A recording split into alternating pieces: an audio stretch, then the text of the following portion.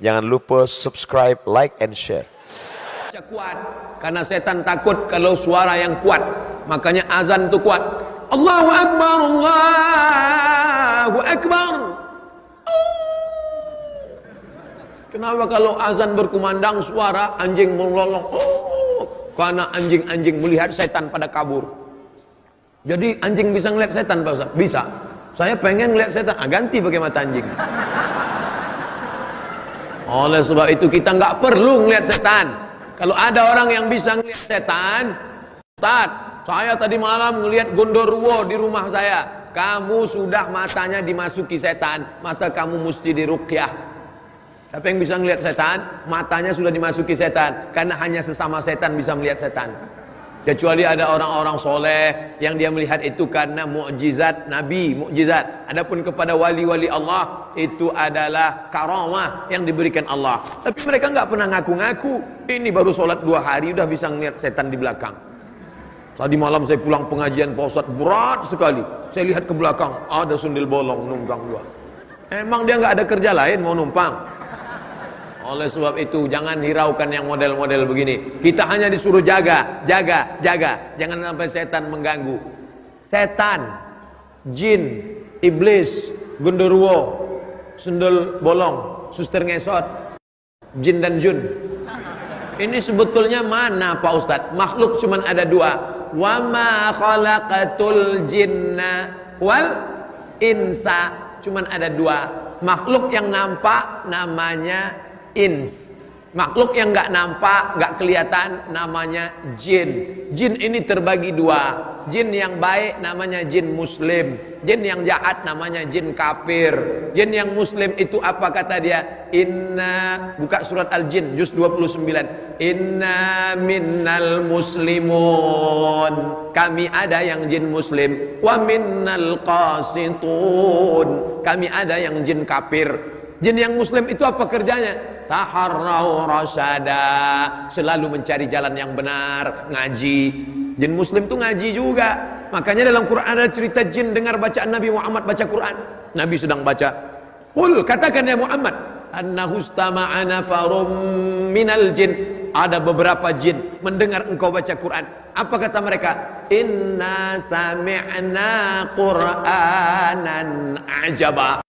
Kami, kata jin, mendengar bacaan Quran Muhammad itu ajaba, ajib, amazing. Kami dengarkan bacaan Quran Muhammad itu ajib, menakjubkan.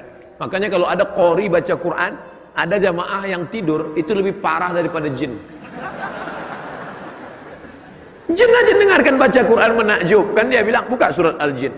Tapi ada jin itu jin kafir. Yang jin kafir itu apa kerjanya? Kanu li jahannama hataba. Mereka akan menjadi bahan bakarnya, kayu bakarnya api neraka. Jin yang baik muslim, jin yang nggak baik kafir. Ustaz nunjuknya jangan ke depan lah, oke ke belakang. Jin yang baik muslim, jin yang nggak baik kafir. Jin yang kafir inilah disebut dengan syaiton. Induknya iblis. Komunitasnya jin. Yang baik muslim, yang nggak baik kafir. Yang nggak baik ini kafir. Nama lainnya seton. Induknya iblis. Iblis itu GM-nya lah. Adapun yang lain ini anak-anak buahnya semua. Apakah manusia itu juga bisa disebut setan? Ya.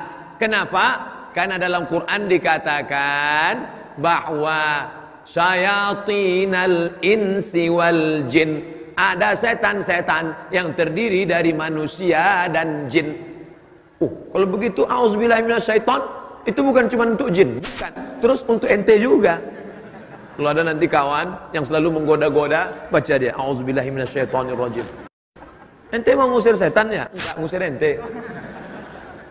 Kalau yang menggoda kita itu adalah jin, insya Allah kita baca ayat kursi dia kabur. Tapi kalau yang menggoda kita ini dari kalangan ins, kita baca ayat kursi, dia lebih hafal dari kita. Maka dalam Islam diajarkan, jaga ruh ini jangan sampai mati. Masih berdetak jantung, ruh masih ada di dalam. Sampai kapan ini? Sampai akhirnya janjimu sudah habis Abdul Somad. maka ruh itu pun keluar. Dari mana dia? Berawal dari ujung kaki. Minal asfal. Asfal artinya bawah, bukan aspal. Minal asfal, dari bawah. Mengalir dia naik ke atas. Mengalir dia naik ke atas. Lalu kemudian dia pun keluar dari atas.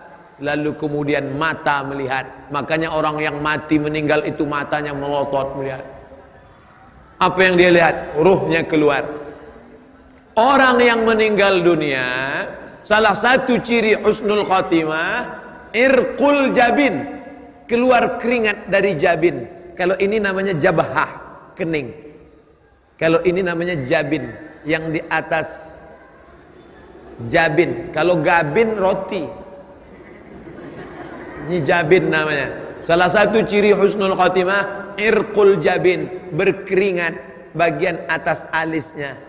Kenapa berkeringat? Saya lama baca hadis ini. Kenapa berkeringat? Ternyata sebelum dia meninggal, malaikat mengepakkan sayapnya. Dikepak sayap malaikat itu, matanya melihat, hai Abdul Somad, inilah tempatmu di surga, blok C nomor 15. Pada saat si hamba itu melihat tempatnya, dia malu kepada Allah.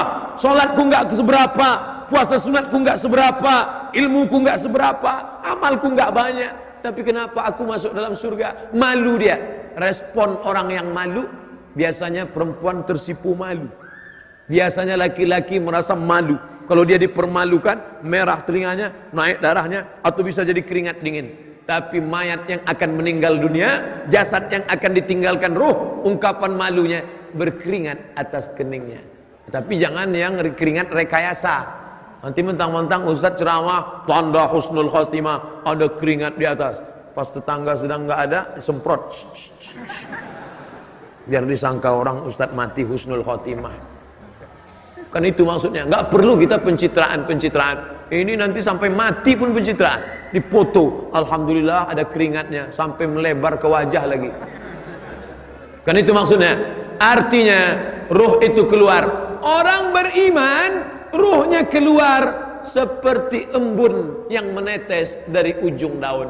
Ini daun, pada saat tengah malam embun turun awan ke bawah, lalu kemudian berkumpul dari sisi-sisi daun, menetes di ujung daun. Embun menetes ke bawah, daun tidak ada yang ranting patah, daun tidak bergoncang. Begitulah keluarnya. Tapi bagi orang yang berdosa, seperti duri ditarik dari kain, dari kulit yang basah. Masuk duri ke dalam kulit, ditarik. Ketika ditarik dia, mata kail yang ada dua, mata kail atau anak panah yang masuk ke kulit, lalu ditarik dengan kuat sampai dagingnya terikut. Begitulah rasanya kematian. Ada yang mengatakan kematian itu seperti tebasan pedang di tempat yang sama beratus kali. Ada yang mengatakan kematian itu seperti mata kail pancing ditarik dari kulit yang basah. Ada yang mengatakan kematian seperti kambing yang dikuliti hidup-hidup. Semua menceritakan itu kepada Nabi Muhammad sallallahu alaihi wasallam. Makanya selalu kita berdoa, Allahumma hawwin alaina fi sakaratil maut. Ringankan kami ya Allah saat sakaratul maut, karena kami tak tanggung takutnya untuk merasakan itu semua. Tapi kita tak perlu terlampau takut.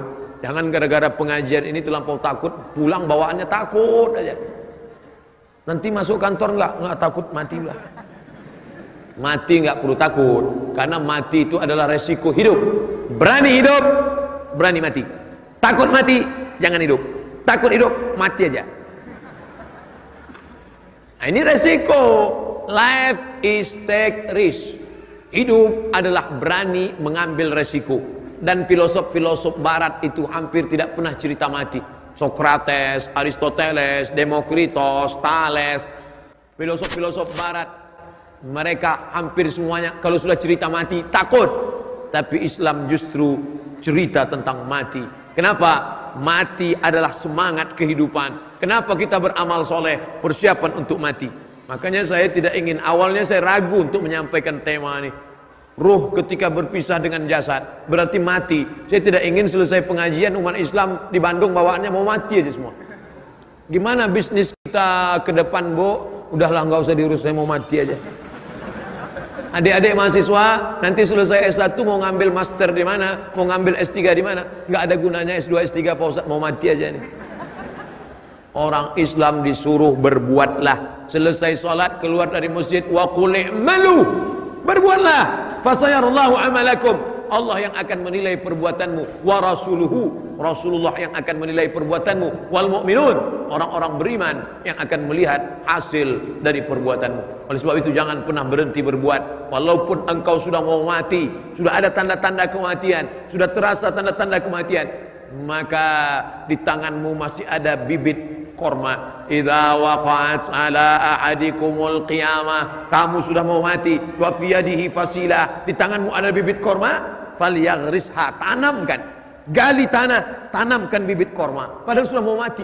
Untuk apa nanam bibit korma sudah mau mati? Korma itu akan tumbuh, bertunas, berbatang, berbuah, dan dia akan bernaung. Ada orang bernaung di bawah pohonnya karena kepanasan, dan ketika dia berbuah ada orang akan memakan buahnya. Allahumma barik lana fima razaqtana wa qina adzabannar. Nyami. Di saat itu engkau akan mendapatkan pahala. Jangan pernah berpikir saya dapat apa. Yang penting engkau berbuat, nanti pahalanya Allah yang ngurus. Banyak orang sekarang berbuat, gimana kalau kita bangun masjid ini, gimana kalau kita buat pengajian, nanti saya dapat apa, nanti saya akan mati. Memang kita akan mati, tapi ada setelah itu akan menjadi amal jariah.